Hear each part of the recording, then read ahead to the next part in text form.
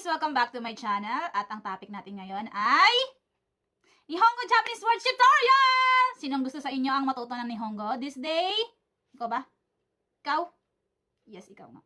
So I'm going to teach you some words that I know that you must learn or considered learning before coming to Japan or going to Japan.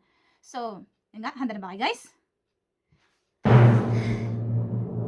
At first, syempre, kailangan nyong matuto ng paraan ng pagpapakilala. So, paano nyo ba ipapakilala ang sarili nyo in Nihongo? So, I'm gonna teach you that. Wait for it. Konnichiwa! Konnichiwa. Konnichiwa means hello. Before you introducing yourself, you must say konnichiwa. Ganon. Konnichiwa, guys. Konnichiwa, minasan. After that, after konnichiwa, yun, you can introduce yourself na. Watashi no namai wa. Watashi no namai wa. Watashi no namai wa Ren-chan desu. Channel toro no onegai shimasu. Please subscribe, guys. If you haven't subscribed yet, please subscribe. Watashi no namai wa. It means my name is. So my name is. What is your name? Your name is? Nani ga namai wa? Watashi no namai wa Ren-chan desu. Correct. This is not on point, guys, ha. It's a random words. Any words that you must consider learning is it's according to me. Kasi yung first time ko pumunta dito, talagang zero. Ang mga alam ko lang na words is yung kung ano man na napapanood ko sa anime. Yes. Yung mga anime yan, andyan, kakanood niyan. Natututo tayo ng mga words ng hindi lang natin lingwahe. Kundi lingwahe din ng ibang bansa. Yung mga hindi naman dinadub na ano. Basa-basa din, guys. Tapos tandaan niyo yung mga mga words. Natututo tayo doon, na-educate tayo doon. So, next words is arigato. Arigato, guys. Thank you for subscribing. Thank you. Thank you for #supporting me. Arigato.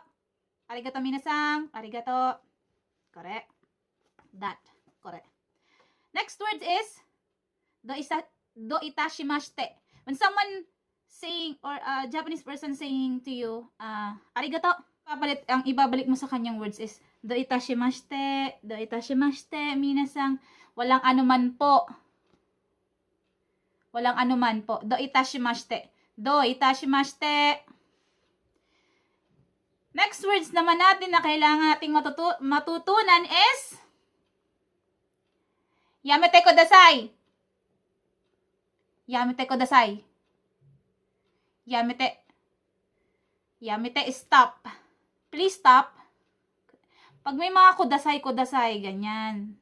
Please stop. May please na kasama yun. So, ano pa rin tayo? Kunwari mabait, pero visit ka na. Ganon. Visit ka na, sabi mo, yamete kudasai. Kahit yung expression mo. Yung expression mo, galit na. So, yan. Next words is, Doko desu ka? Mga kodasai, desu ka, yan. Yun yung mga nagbibigay ng kagalangan sa pananalita natin in Nihongo. So, yun. Doko desu ka? Doko iriro no? Doko, where? Where did you put it? Ganon. Where is it? Ganon. So, next words is, tadaima. When someone entering the house, you say, tadaima. Yan, naririnig mo sa amin yan ni Yunang kapag papasok na kami dun dito sa bahay. So, yun. Hayako. Guys, hayako. Hayako in subscribing. Nakakuha na kayo ng gist. Kung ano ibig sabihin ng hayako. Hayako means faster. Hayako shinasai, make it fast.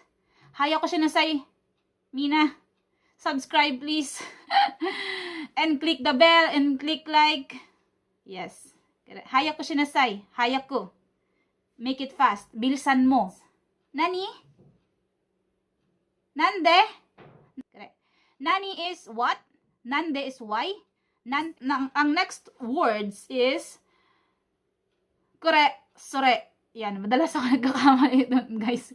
Kung napapanood nyo yung mga videos ko, nakakausap ko yung pamangkin ko. Yan, sore, kure, nagkakamali ako. This and that yun, kure, this. Sore, that.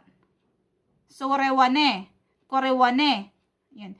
May mga words lang nilalagay doon sa, may mga nilalagay silang ganun para maramdaman mo yung intensity ng words. Sorewane, korewane. Pero yung simplicity ng words niya is kore and sore. Dinadagdag siya na korenani, sorenani. Yan. What is that? What is this? Correct. Okay, next words is, I'm gonna try my best, guys. I'm gonna try my best. So, next words is, onegai. Onegai. Onegai shimasu. Onegai, guys. Onegai shimasu kara. Channel toro nyo, subscribe dayo. Please subscribe, guys. Onegai shimasu. Please. Onegai shimasu. Onegai. So, onegai is simplicity. Onegai shimasu is kapag nagbibigay galang. Matinding pagbibigay ng galang. Basta yun na yun. Basta. Mas magalang kapag sinabi mong onegai shimasu ka. Onegai shimasu. Yan. Next words is ohayo. Ohayo. Ohayo. Ohayo, guys. Ohayo gozaimasu. Kara. Ohayo means good morning. Good morning, guys. Ohayo. Ohayo minasan. Correct. At next words natin ay oyasumi nasai. Oyasumi. Oyasumi. Good night. Oyasumi nasai. Good night pa rin. Mas deeper feeling kapag oyasumi nasai. Yeah, next is maliban sa oyasumi nasai, yasumi. Yasumi means free day. Free day, yasumi. Free day, ibig sabihin wala kang pasok sa school, wala kang pasok sa work. That day, it means vacation. Yasumi. Urusai. Urusai kara. Yamete. Sorry. Urusai means strong, loud noise.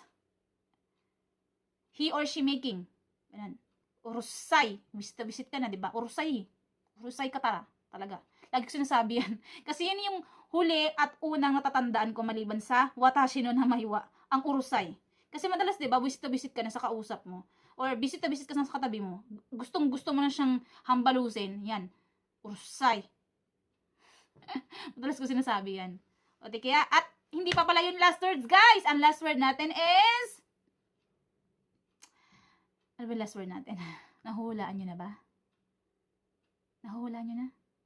Ang last words natin is mindoksai. So troublesome.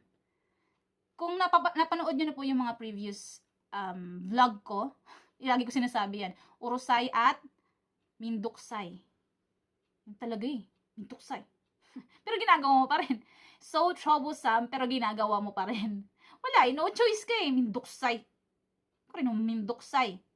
So, kung nabubwisit ka, maliban sa kaingayan ng katabi mo, urusay, sabi mo, at marami kang ginagawa na hindi mo na alam kung anong gagawin mo, mindoksay.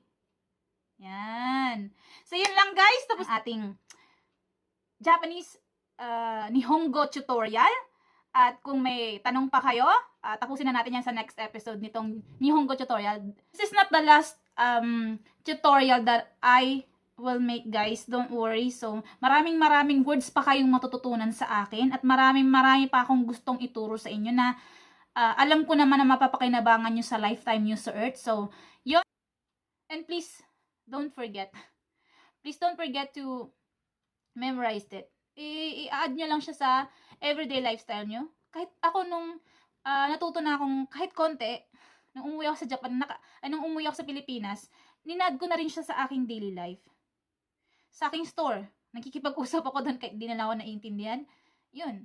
Kasi ang language kasi, hindi siya agad-agad natututunan kung hindi mo siya isinasa buhay. So, yun lang, guys. Thank you for watching. Thank you for subscribing. See you again. Mataas ta ne. See you again. Everything's gonna be alright. Everything.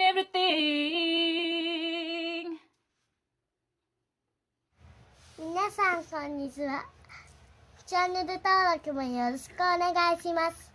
よろしくお願いします。Please subscribe. Please like. 押さ Please. ないとこれだ。はい、あとここれ。れだ。これだよ、これ。これの意味ね。やめてば。はい、よろしくお願いします。